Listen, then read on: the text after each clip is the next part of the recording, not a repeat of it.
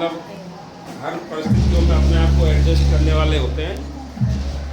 विद्यालय का कैसा भी माहौल हो, बच्चों का कैसा भी माहौल रहा हो, लेकिन सबके बीच में अपनी एक छवि बनाते हैं। जैसा मैंने देखा है और मैंने इनके साथ काफ़ी इनके अनुभव भी शेयर किए, मेरे इन्होंने भी किए, तो कहीं कहीं जवाहर नवोदय विद्यालय धौलपुर से आए पीटी सर हम लोगों के अंदर सबको हर इंसान में कोई ना कोई कमी होती है, लेकिन इनके अंदर पॉजिटिव नेचर हमेशा मैंने देखा कि कहीं हमने कोई काम करने में काम चोरी की शुरुआत की तो इनकी कर्मठता उस समय जागरूक होती है और ये प्रेरणा देते हैं कि नहीं नहीं, हम जिस कार्य के लिए आए हैं पहले हमने वो करना है। तो बाहर भी मैंने इनके साथ अगर ड्यूटीज़ की है तो भाई जी भी हम लोग जैसे सो गए कि यार 1 घंटे बाद चले जाएंगे, क्या फ़र्क पड़ रहा है, कि नहीं नहीं अपनी ड्यूटी है, हमें बराबर वहाँ पहुँचना है। तो इनका नेचर जो है मुझे बहुत अच्छा लगा। कभी भी यानी दिल के अंदर इस प्रकार का भाव नहीं आया साथ रहते हुए कि मैं कहीं हम अदर है, या एक छोटे भाई की बड़े भाई की तरह इनका नेचर हमारी लाइफ के अंदर मुझे लगा। मैं यहाँ से रिटायरमेंट के बाद इनके सारे परिवार को शुभकामनाएं देता हूँ कि इनका आगे का जो जीवन है जिस तरीके से बीता है उससे बेहतर तरीके से बीते और दीर्घायु को प्राप्त करें और आरोग्य रहे। सबसे बड़ी बात है, बीमारी से मुक्त रहकर अपने बचे हुए जीवन को व्यतीत करें। धन्यवाद। में से ही मैं इनके साथ से ही इनके साथी हूँ, और जबकि इनसे पहले मैं रिटायर हो गया हूँ, जबकि मेरे से पहले लगे और बाद में हुए। लेकिन हमारे मीना जी का हम तीनों चारों की एक जुगल जोड़ी थी, जहाँ भी कोई भी टूर्नामेंट हो करना हो साथ जाना, अपने टाइम से ग्राउंड में पहुँचना, ये इनकी शुरू से आदत रही है। और इनके परिवार वाले सब हम राम कहता हूँ राम स्वरूप जी से अब आप रिटायर हो गए तो घर रहते हैं तो अच्छी बात है, नहीं तो अटल नवोदय विद्यालय आवासीय विद्यालय आपके लिए तैयार है। यदि आप नौकरी करना चाहें तो 65 साल तक 5 साल की सेवा आपका अटल आवासीय विद्यालय में आपके लिए तैयार है, यदि आप करना चाहें तो। धन्यवाद। विद्यालय में आए हुए हैं श्रीमान मेमपाल जी। आदरणीय प्राचार्य मैडम, आज के प्रमुख केंद्र बिंदु श्री रामसूर जी, प्राचार्य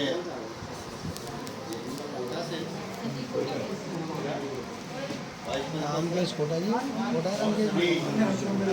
अरे यार एक बहुत जल्दी पीजीटी तो है रोड तो पीछे हो गया और बाप रे रोड तो इसी हो गया।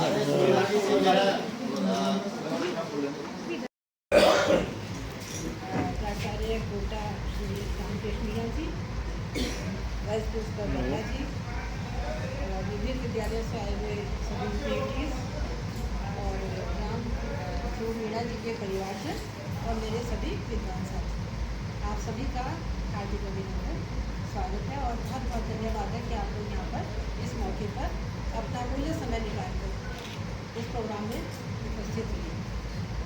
राम सूर मीना जी से मेरा जो कार्यकाल है वो लगभग 3.5 साल का रहा, क्योंकि मैं जब इस विद्यालय में आई तो 1 महीना पहले ही राम सूर जी यहाँ पर आए थे। शायद आप आई हैं अगस्त में और मैं आ गई हूँ 1 अक्टूबर नहीं ज्वाइनिंग है। और जब मैं यहाँ पर आई तो उसी शाम मैंने पहली बार राम सूर जी थे और इनके साथ लाखन जी थे।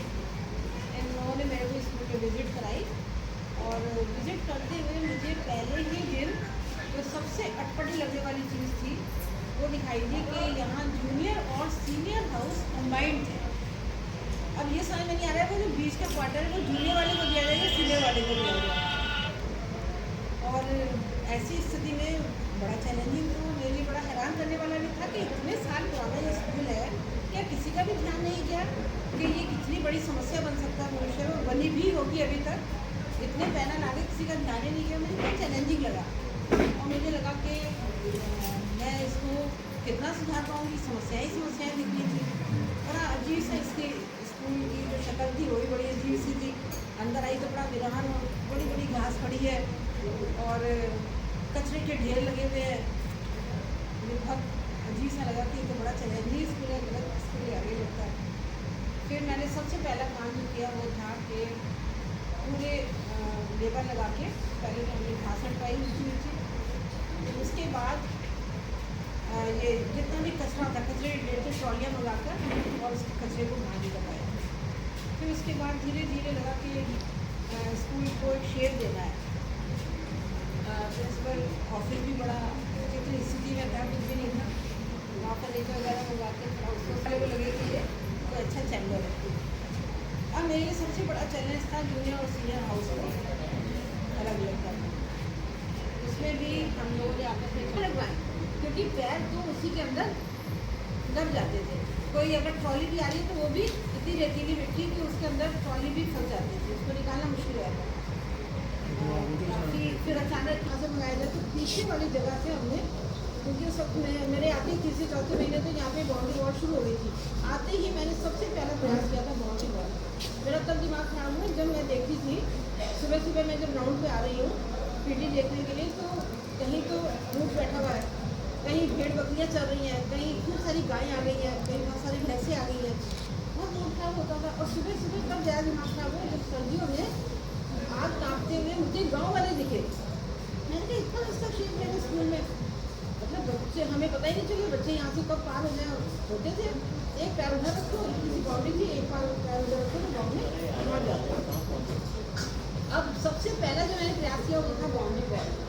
बाउंड्री वॉल के लिए मैंने आते ही यहाँ वीडियो फोटो खिंचाते और उसमें भी आपको लेके गए हम साथ। और मैंने लेटर बना के भेजा कि बच्चों की सेफ्टी सिक्योरिटी के लिए इस विद्यालय में सबसे ज़्यादा बाउंड्री वॉल की आवश्यकता है। और बाउंड्री वॉल तीसरे और चौथे महीने में मैंने 3-4 रिमाइंडर दे दिए।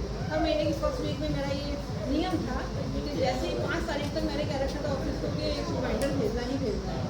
और वो यदि जो थी अपनी सुनी गई और 4 महीने बाद ये मार्च में सेंक्शन आ गई। अक्टूबर मैंने ज्वाइन किया, दिसंबर से मैंने लेटर डालने शुरू किए और मार्च तक, एक दिसंबर में डाला, एक जनवरी को, फरवरी में, और मार्च तक तो सेंक्शन ही आ गई। फिर उसी बीच में मेरा ट्रेनिंग प्रोग्राम हुआ। ट्रेनिंग प्रोग्राम में जब मैं वहाँ पर जाती थी तो उन्होंने कहा कि देखो बरसात में तो आपको नहीं करवाना है, जैसे ही बरसात खत्म होगी वैसे आप स्टार्ट करिए। तो हमने सितंबर में ये बाउंड्री वॉल बनानी शुरू की थी। और जो दूसरा बड़ा काम हुआ बाउंड्री वॉल से तो हमें सुरक्षा मिल गई। उसके बाद वो पैसे खत्म हो गए क्योंकि ठेकेदार को ये अंदाज ही नहीं था कि यहाँ बाउंड्री वॉल बनाना बहुत बड़ा चैलेंज है, क्योंकि मिट्टी ऐसी थी कि उनका ट्रैक्टर और ट्रॉली बीच में फंस जाती थी। अब उन्हें लेबर लेके उस सारे सामान को बाउंड्री तक पहुँचाना होता था। वो तो रो पड़ा, 2-3 महीने में रो पड़ा कि मैंने बहुत गलत जगह फंस गया और घाटे का सौदा है। तो दूसरा जो आधी दीवार रह गई, आधी दीवार के लिए फिर हम लोगों ने ट्राई करना शुरू किया, फिर संघर्ष किया और उसके लिए फिर पैसा आया। अब उसमें वो ठेकेदार ने मुझे खड़ा जो पहले भर चुका था, उसको पता था कि बहुत घाटे का सौदा है, यहाँ पे काम कराना बहुत मुश्किल है। और बाउंड्री वॉल भी हमारी जो थी वो 6 और 7 महीने में जाकर तैयार हो गई। इसी बीच में हम बता रहे कि 2022 में दिसंबर में हमारा कोर्डिनेटर आया और उसमें आपकी बहुत सक्रिय भूमिका रही। वह हमारे लिए सबसे बड़ा काम था कि क्या हम 400 मीटर का ट्रैक बनवा पाएंगे। तो आप पूरी शिद्दत के साथ उसमें लगे। हम लोगों ने बात की और उसमें एक दीवार जुड़वाई गई क्योंकि वो अभी कंस्ट्रक्शन नहीं हुआ था उस आधी दीवार को तोड़वा के उस रास्ते से आती थी ट्रॉली और धीरे धीरे हमने वो ट्रैक करवाया। आज मैं बच्चों से ये कह रही थी कि हमारे लिए ये हमेशा के लिए यादगार रहेगी। रोटी तो खाई थी अभी यार। नीचला में तो गाड़ी में ये बात तो याद करके ये करेंगे कि ये हमारी पीढ़ी की ये बहुत बड़ी बात चाय महुआ चाय के साथ के प्रयास से ये काम संभव हुआ है नहीं।